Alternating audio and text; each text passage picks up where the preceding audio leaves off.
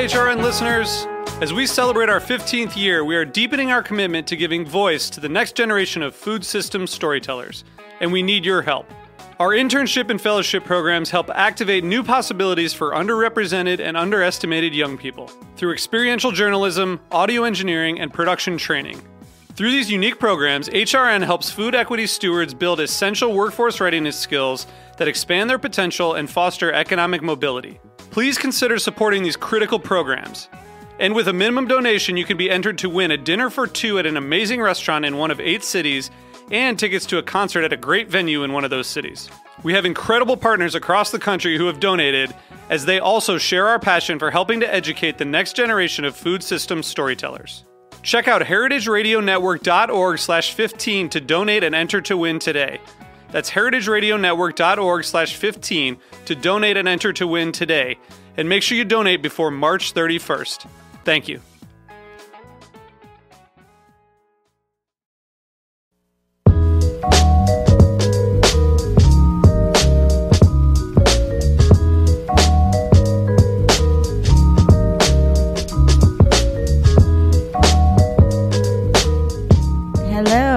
We are here with the Heritage Radio Network's Farm Report. It's Thursday, live at 1 o'clock. Today's episode is sponsored by Cane 5. Cane Vineyard and Winery supports Heritage Radio and the growing movement to change how Americans eat and how we think about our planet. For more information, visit cane5.com. Thank you, Heather. So, like we said, here in Brooklyn, sitting with the very tan, well-rested, and good-looking Ben Flanner, urban farmer extraordinaire. Ben, we're excited to hear about your first season at the Brooklyn Grange, your rooftop farm in Queens. How's it been? It was a good season. Yeah? Thanks for having me on. Yeah, it's great to have you back in studio. Heather, when was the last time we had Ben on? Do you know? Probably right before the summer, right before their Kickstarter campaign was about to finish up. I just kind of, wanted to give that last shout out. And, well, back when I was on the Farm Report. Campaign. Boo-hoo. Oh, Jack. Oh, well, hey, the Kickstarter campaign worked. So that was the last time we had you on. Yes, it did. I feel like we were just in the midst of scrambling, trying to get everything solidified. And and you guys were helping us kind of plug it and keep the momentum going. So. Yeah, how much money did you end up raising? On Kickstarter, we raised $21,000. Holy shit. Yeah. No joke. Can I say that? You did. I did say that. That was awesome. It came at the crucial time, too, because it was right when we had some gaps in our funding, and we were still just going ahead with the project. Yeah, soil was being delivered or something, I know. It was right? kind of fearlessly just going forward with it. So everybody really came in the clutch for it. Did you apply for some new credit cards just in case? Or, to put debt on it?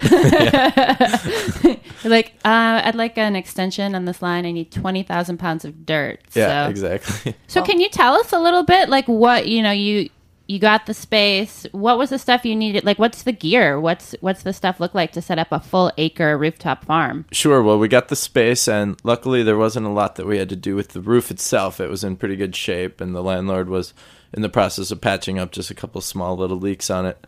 So then our expenses were the green roof system, which is four layers, which involve protecting the roof with a root barrier and absorbing water and keeping the soil out of it, and then all the soil. And the soil is probably in the realm of about twice as much as the green roof system. So really the soil was the big thing.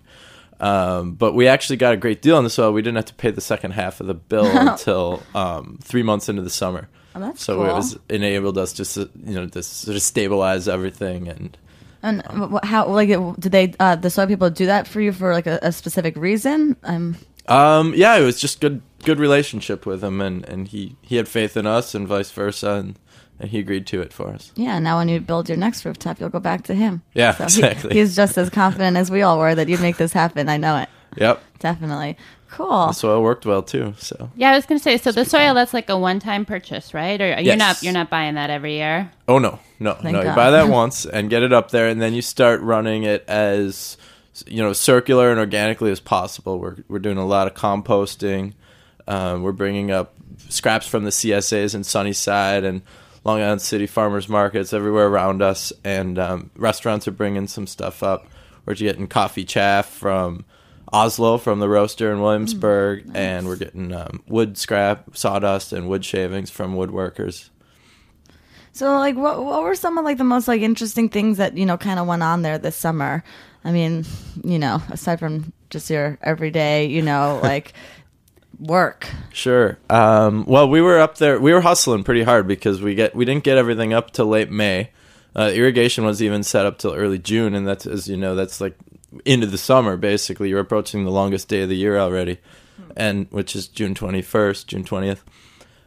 So we were in a rush. We were getting everything down, throwing down seeds really quickly, and we had over 2,000 tomato plants, which we transplanted in. Whoa! Just in the nick of time, and that was like the big thing of the summer. 25% of the area of the farm was tomatoes, and we were at one point in August, early September, we were coming up there. We were getting like 200 pounds a day. Oh wow! And that takes some time to pick too. So. Again, sort of a thanks to everybody, the community and everything. We had people stopping by and we'd just be like, hey, can you pick tomatoes? And they'd fill up flats of them, and that's awesome. We'd sort them into quality. Yeah, so tell us a little bit about what your crew looked like. I mean, it wasn't just you up there on the acre. Who else is around? Sure. Full-time, it was myself and Rob, my apprentice and partner in the Grange.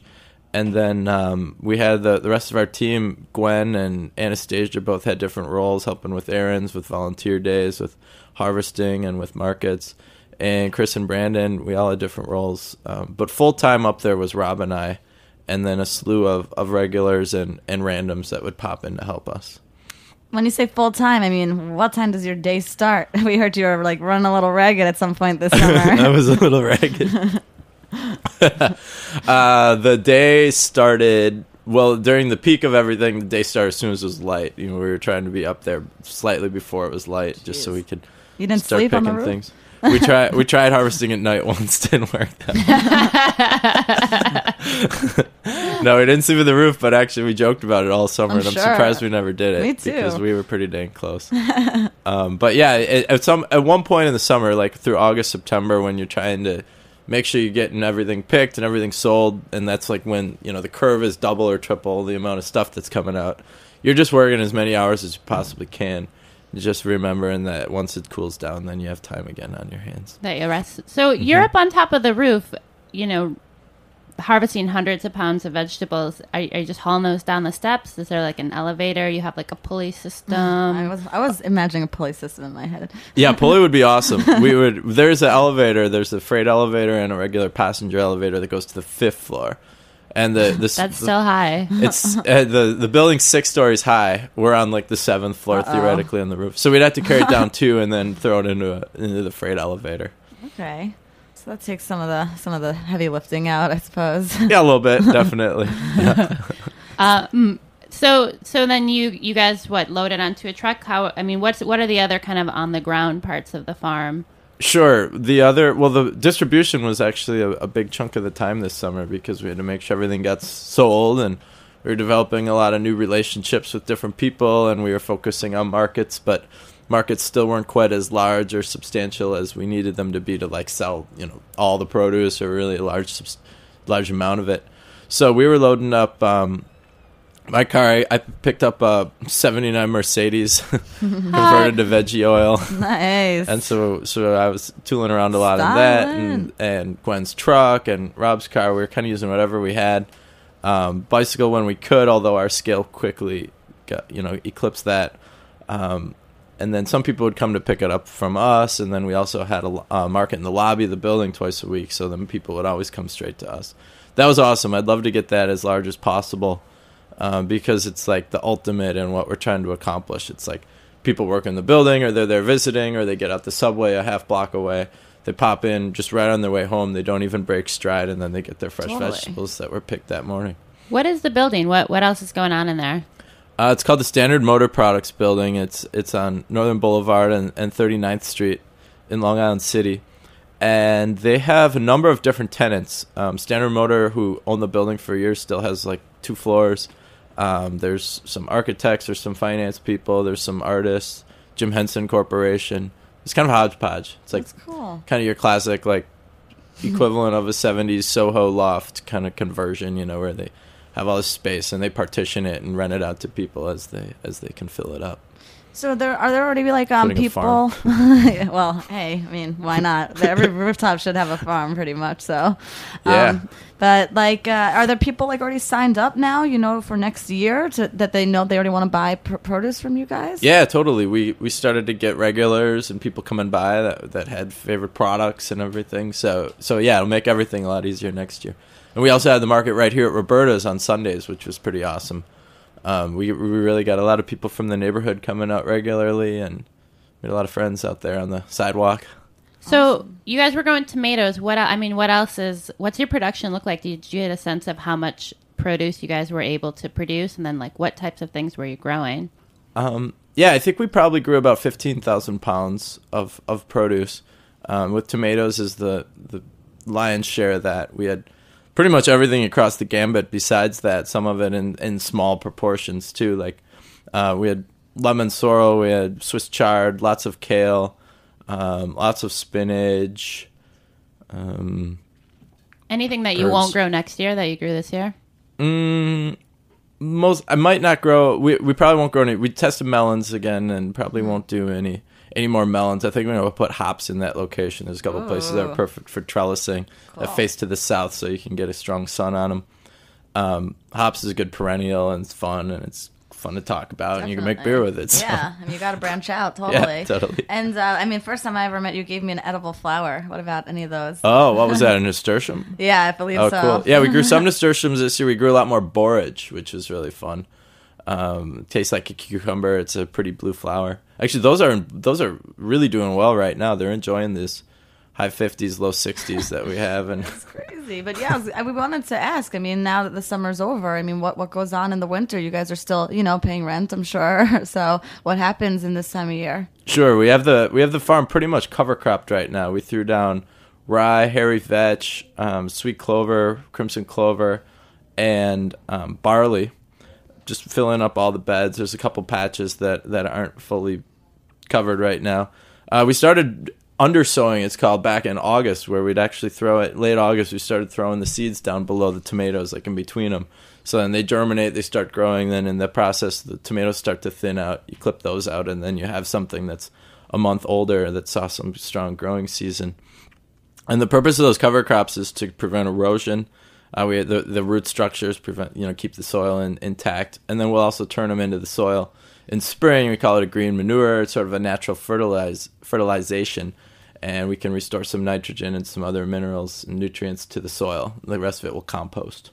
So you talked about some of the stuff you're getting for compost. What are there other inputs for your farm, or is there other stuff that you guys have to buy in?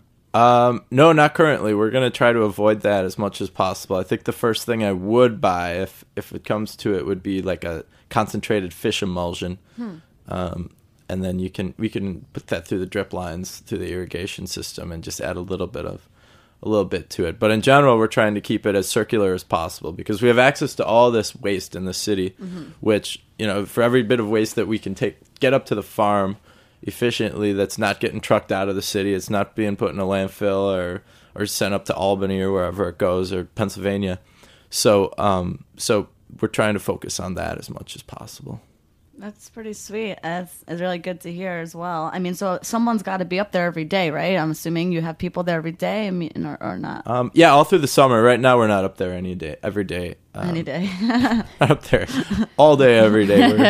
We have times to do radio shows and stuff like That's that, awesome. of that nature. Yeah, and I mean, I know you've been speaking on lots of panels and, just kind of out there, just spreading the word about urban agriculture and things of the like. So, yeah. I mean, I know we always talked about this kind of being a model. I mean, have there been a lot of people reaching out to you to kind of see how this season went or to see, interest for other projects? Yeah. Yeah, definitely. There's been a lot of people asking us questions and coming and, kind of kicking the tires and asking us questions about the financial side of it. They're really anxious to watch us and prove that it's financially feasible. And a lot of landlords have been coming to us with buildings and roofs.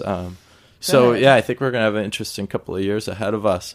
Definitely. But, yeah, and then we'll at the same time just out there trying to spread the word and keep up the momentum. Who do you look to? I mean, I'm assuming you didn't grow up on a rooftop farm. So like, where did you kind of learn how to do what you're doing, and who might you kind of look to for advice when you're struggling with something? Yeah, I have a network of farmers that I can call up on the phone when problems come up, and it's actually fun. It's often you end up triangulating. But the more I realize is that there's like not like one single solution to lots of different problems. There's lots of different ideas. You can check out blogs. I have several books. Elliot Coleman's definitely someone that I've really loved reading. He's a kind of famous farmer now up in Maine. He's very methodical. He's very like logical about things, and I've really enjoyed his books. And then self-taught, making mistakes, learning from it. Every year there's like a list. Like certain crops got killed by flea beetles or whatever, and you just fight through it. You replant. You just keep moving. And yeah, I know. Like Wendell Berry has a great essay about farmers planting their winter crops. You're inside, it's cold out, and in your head you're like planning out the season and where you're going to put things and how it's going to flow. So. I mean, we had a lot of crazy weather this summer. That's not something you can really plan for. I mean, what did that look like for you guys when the torrential downpour and tornadoes and all that fun stuff? Oh, man. Definitely. And then prior to that was just that massive heat. Hot, yeah. And we got a little bit lucky, and in some ways there's some slight blessing in the fact that we were late, because by that point we could already tell it was going to be a hot summer. So we tilted our crops a little bit more towards peppers and eggplants. And tomatoes, obviously, which all just love the heat. But then the rainstorm, the tornado came through. We escaped relatively undamaged from it, great. But we had to use a lot of bamboo. Okay, cool. All right, let's hear a little bit more about that. We're going to take a quick break, and then we'll be back with Ben Flanner of the Brooklyn Grange. Cool.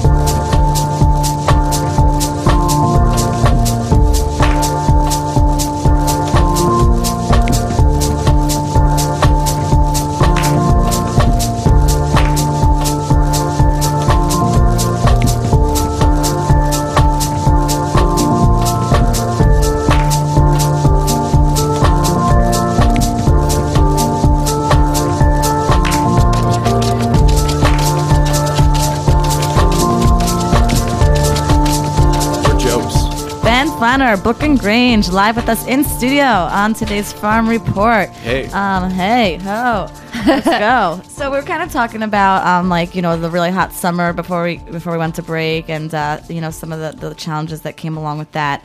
And I was kind of wondering before the show, talking to Erin, what some of the differences may be, being up on the roof as opposed to on the ground, like challenge-wise. Are there differences? I mean, was there anything you ran into that you kind of never had before because of being up there so high?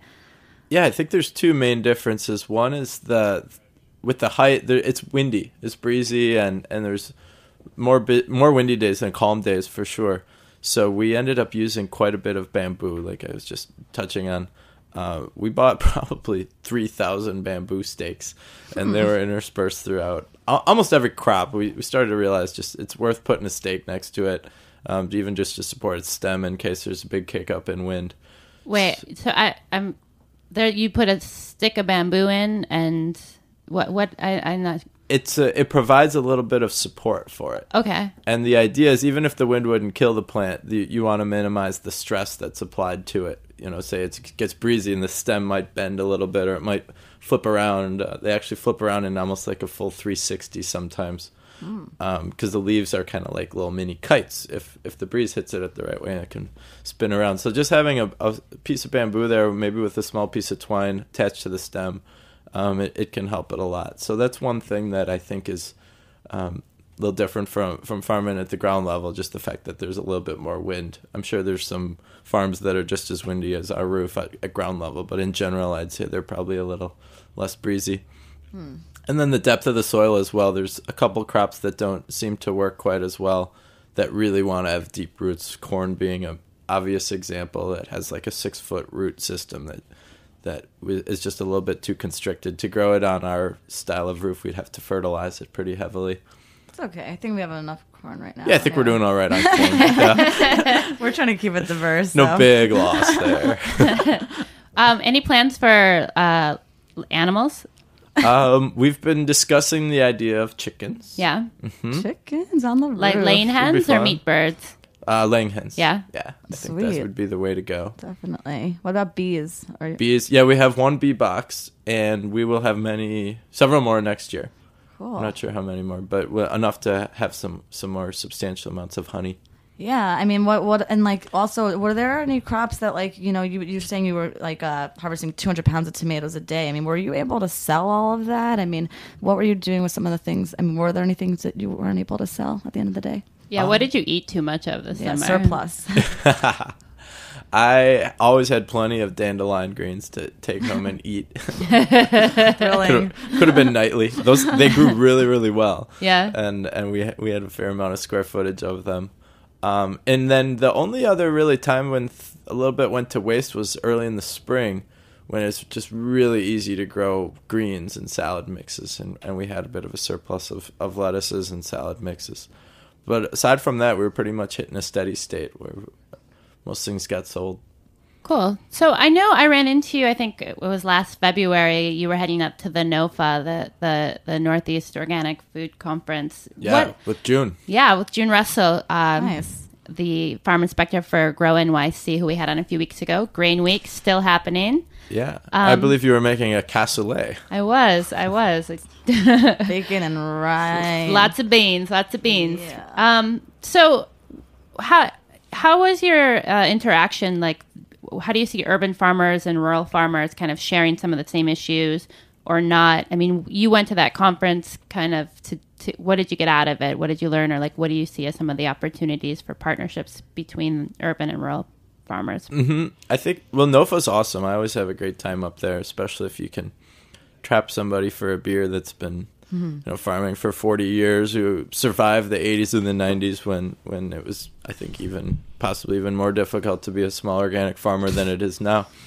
And so, you just pick up little things. You go to the conferences or the workshops on pest prevention and pick up some little idea on how to deal with flea beetles or whatever. And then, in terms of partnerships, I think we're all in general working for the same thing, which is to encourage people to eat food that's grown within the state, within the region, rather than getting food that's coming from, halfway across the world or even all the way across the country. So I heard a stat from somebody that that's still only less than like 3-4% of produce consumed in the city is local or regional, and that number could really grow by a lot. So I think that's really the common goal that we're sharing, and then also just general sustainability. A lot of the farmers up there at the NOFA conference are really taking care of their earth, and they're growing smartly, and they're not pumping a ton of fertilizers. They're not pumping any pesticides into it, and that's the way to do it. Cool. Yeah, one of the issues we talk a lot about, I think, on the show is farmland preservation and making sure that people have access to growing food. So in the city, I mean, how was it to find your roof? And are there kind of policy or zoning issues that you wish there was like someone out there working on that would make it easier for more people to grow food in an urban environment? Mm-hmm. There are. And actually, people are working on it right now. Last month, there was an introduction proposed in the council, and a hearing involved, and people given a chance to speak and provide written testimony to it. And they're trying to create tighter distinctions of what constitutes a vegetative or a vegetable growing green roof, which has a large part to do with our project. Basically, we want to make sure that the standards are created logically and not too loose, but we don't want to make them too tight either. So certain logical, maybe an innovation comes up and it becomes excluded from the language or something like that. So we're working pretty closely with the council on. That's the city council? Yeah. Awesome. That's great. I'm working on that, and that'll be great. And then at the same time, the Department of Buildings, they like to have structure in their work. So rather than, sort of solve a problem for the first time, when new roofs pop up, then they want to have like some structure, some rules written down on what this constitutes, what needs to be checked off, and then how to, sign it off and say sounds good. Yeah, because I think you mentioned like there were like 4 things you needed for your green roof earlier. So where was that guideline? Like, where did that come from? That was it's not really in the books right now for exactly what we did. So that was more of that industry best practice, and that kind of goes along into the policy, like to speak and communicate with a lot of people that are creating green roofs. The Germans have been doing it for 20 years, and to take a lot of the learnings that have already been done to make sure that it's an appropriate policy. All right. So you guys you've been lucky. I feel like I see the Brooklyn Grange all over the place. You've gotten tons of, it feels like anyway, maybe it's just the stuff I'm reading, you've gotten a lot of media attention. And do you guys see the media as like a useful tool for you or something? When you have stuff going on, getting the word out, or what role do you think kind of they could be playing or are playing in promoting food growth? Sure. I think the media hasn't been our primary focus. The primary focus has just been on quality vegetables and sales and developing good relationships with people that we work with. However, the media is also important, obviously. And I think they can be important as well as all the people that we work with. Spreading the word and word of mouth and so forth. But they can be important and also spreading that word. And like I said, whatever the percentages of people that are eating, really responsibly grown produce in the city, it's a tiny percent. And that's kind of the ultimate goal with a project like this, to increase that. And also just to, we're doing something positive. It has environmental positive impacts and that the food that we're producing isn't transported a long ways, and there's a lot of room for more farms like this in the city. So I think the media can help us with that, just with creating an impression that's a positive project. Definitely. What's the subway stop that you guys are near, in case people don't even realize they're walking past you every day? It's the 36th Street stop on the R or the M train. Okay, cool. Yeah, it's like right there at the building. Awesome. And who is it that you guys are selling to? Who's buying your stuff? Are you selling to just kind of direct to consumer? Are you selling to restaurants? What are some of the outlets that you guys are making use of? About a little less than half of our sales were to our farmers markets, and we had at one point 5 farmers markets going per week. That we started them all from scratch, except for the Brooklyn Flea, which we jumped into for a few weeks. There's some existing foot traffic over there. We had 2 at the building itself, and then we had one here at Roberta's on Sundays, which I think I already mentioned. Yeah. We had one at Vesta, which is a friend's restaurant in Astoria. And then we had one at the Brooklyn Fleet. So we're going to get you in Manhattan now. Fort Greene. Yeah, maybe. Maybe not. Is that really hard to do? Maybe not. Yeah, we'll see. Okay. I think it's... we'd go to Manhattan if there was a really efficient place to have a lot of people coming, so we could just really like fill up big trucks and get them over there. But otherwise, I think it makes more sense to keep it a little bit closer to the farm in general. Okay. And then the other half of our outlets were restaurants, and Roberta's was a large purchaser. Marlowe and Sons, Marlowe and Daughters, the Brooklyn Kitchen, Juliet on Bedford Street, Bobo in Manhattan, Vesta in Astoria. There's a lot of different restaurants. Thanks to all you guys for supporting Fatty the Grange. Q was a great purchaser. Cabrito in the West Village. We sold to a lot of different fun restaurants. Awesome. So, what's next? I mean, what's going on like this summer? Anything exciting like that you're looking forward to? Like, when do you get started again? Like, rallying up the volunteers and really getting up there, and like, when does the big workload start again? We'll start our seedlings in early March. That's when we'll throw in most of the tomatoes, eggplant, peppers, and then within a few weeks of that, some kale and Swiss chard. And we'll start looking at the beds and tilling in the cover crops and giving those a couple of weeks to die off. And then we'll probably start putting in some sugar snap peas and radishes in March, late March. Awesome. What are you going to do over the winter? Do you have any vacations planned? I mean, how are you going to regroup, re-energize?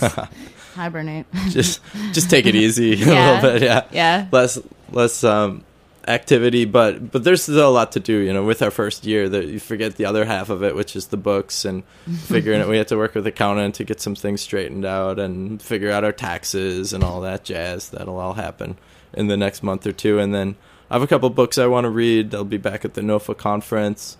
There's some interesting growing going on in California, which I would love to check out and go visit some contacts that I've made out there, particularly salad greens. So, yeah, the list never really stops. Awesome. Great. Well, thanks so much for coming in today, Ben. Yeah, this is pretty sweet, honestly, to, you know, get you in here before, you know, this was all, you know, up there and going, and to hear about it and to have it be a success. Congratulations. And, you know, thanks for coming back. And we'll bring you back again and continue to hear about all the good things Brooklyn Grange has going on. So if you guys ever need to check it out, what's your website to get in touch with you guys? It's brooklyngrangefarm.com. Okay, cool. Yeah, and thanks to Heritage for all the help with Always. Getting it going. No problem. All right, we'll be back next week live at 1 o'clock with the Heritage Radio Network's Farm Report. You know, I think I'm going to actually eat some turkey next week. I'm going to take a break. We will not be here next week, the week after. All right.